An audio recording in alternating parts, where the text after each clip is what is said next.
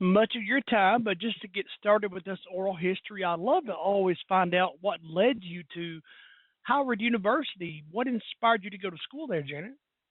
Well, my brother went there ahead of Ooh, me.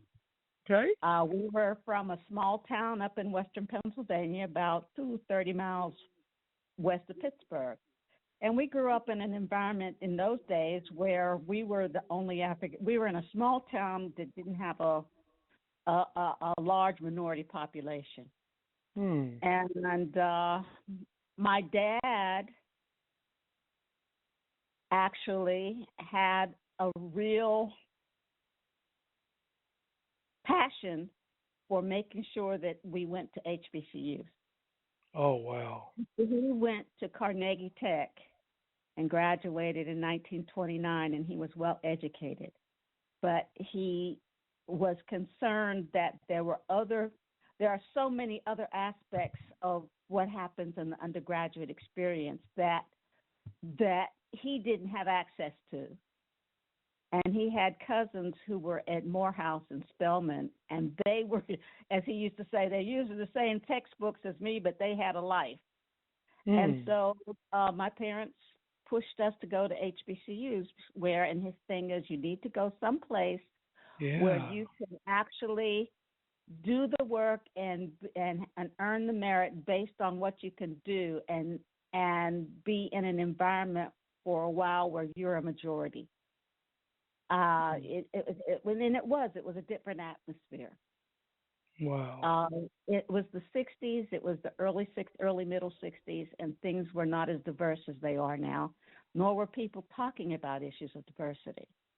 But Yeah. my father was born in the early part of the 20th century. He was born in 1907, and so he had lived, and he was born in South Georgia.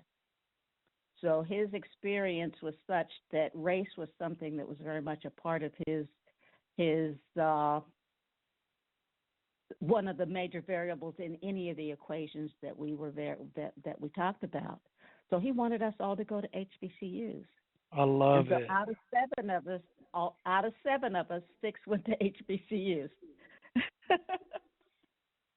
Wow. One went to a majority institution and always feels like, she says, I feel like I missed something. And there's a difference.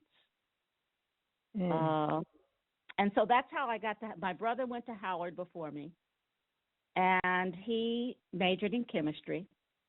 And I was comfortable with Howard. I'd go down to visit and stuff like that. And so when it was time for me to pick my schools, my mother wanted me to go to Fisk, but I knew that I wouldn't have a fit there. But Howard, I knew was big enough and diverse enough, even within the African American community. There's diversity that I would be able to find a comfortable niche there, and I did. Hmm. I love that. It sounds like your family definitely had so much of an involvement with Howard University. Your dad really led you to make that great choice, and he really Mm-hmm. inspired that. And what was your brother majoring? He majored in chemistry. In chemistry. Oh man, Yeah. wow. And his name is Bedoster Ingram. Hmm. Well, you guys definitely did a great choice. I'm curious, Janet, what inspired you to become a physician? Well, I'm actually a PhD. My husband's a Okay, physician. I got you. And I actually started out, my major was English, Oh, and I got a master's in counseling. And I was working in the counseling field while my husband was active duty, and we moved a lot. And so, every time we moved, I changed jobs, and I learned a lot of skills. And somehow or another, I ended up in higher education on a college campus, and wow.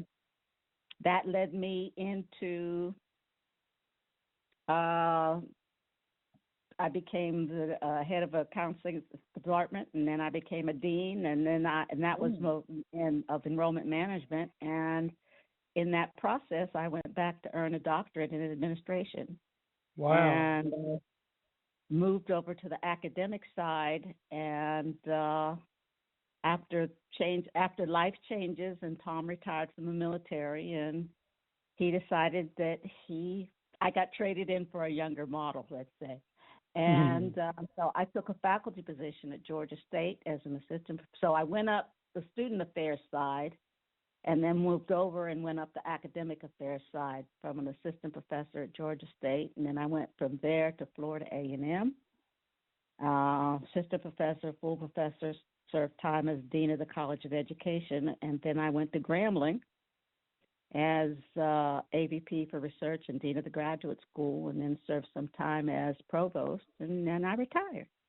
Wow. You did it the right way. Such an amazing education to prepare you for your future. And Janet, tell me how you met your husband.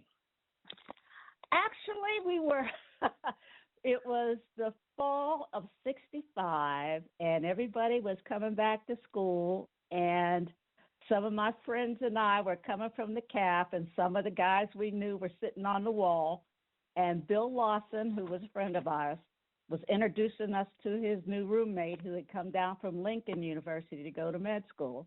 And that's how I met Tom. Bill introduced us on the wall in front of the quad. Wow. I love that. And of course, many, many years, of course, you guys spent together. And well, your time spent at Howard University, you were there for many, many years. What are some things that you remember that really made your time at school really stick out? Maybe some experiences you'll never forget, Janet. The most negative experiences. I started out as a French major, but I realized that Monsieur Suggs and I were not going to make it, and if I was going to get out of Howard, I was not going to. I was going to have to change my major. So I switched my major to English, and because I've always been a reader, and that was just something that it was natural for me. And I majored in English, and I minored in journalism. And I got married, but we got married between my junior and senior years, and I realized I'm probably going to need to work. And with journalism, as a young, fresh out of college student, the most I was going to get to do was chase ambulances for the Washington Post or the Tribune at 2:00 in the morning. So I picked up a couple teacher education courses and got my teaching certificate. There you go. And I did my student teaching, and then I ended up actually moved into an adult education center, what was originally in the '60s something called OIC, and I got into adult ed, and that's what led me into counseling. Oh, wow. Other things on the campus, of course, I'm a Greek, and I have several sorority sisters, and just the friendships that I made. Many of us are still close. Yeah. The friendship, the comfortableness of being able to be myself. Love it. That was something that I really valued at Howard. In fact, one of my sons also graduated from Howard, and we've had Whoa. that. Yeah, I know. It's great. I've got a granddaughter there now.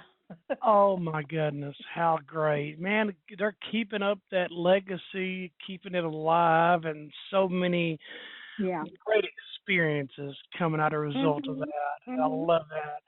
Well, Janet, lastly, this is my favorite question I love to ask. Just to summarize your entire experience with so many amazing achievements, I love asking students like you, what kind of advice would you give to a student that was just starting today at Howard University? What would you tell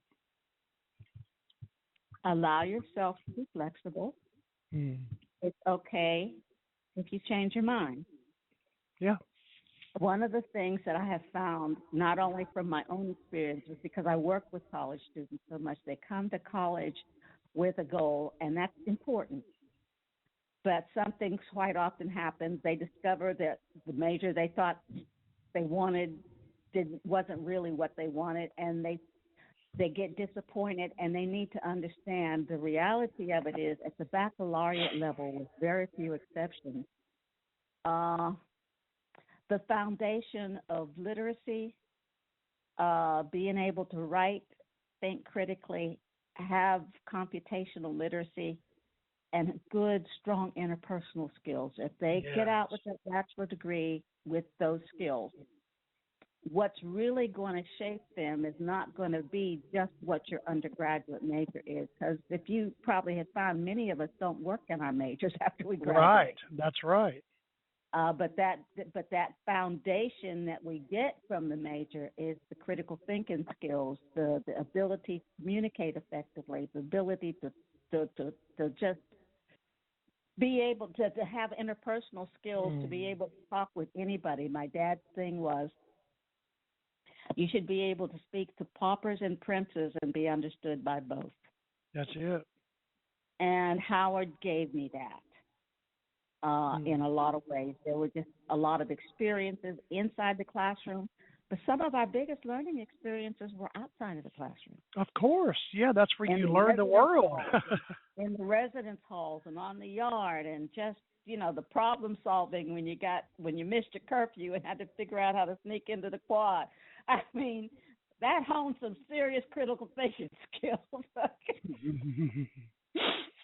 I love But it. no, I love it. it's important for young people to know flexibility Yeah. and be able to actually be flexible and don't take yourself too seriously Mm, because it will be all right. And I always tell young people, you need to have a faith base. I don't care what it is, but you need to have something that helps you remember that there's something in the world greater than you. that's so true. I love that. Hmm. Mm. Janet, thank you so much for sharing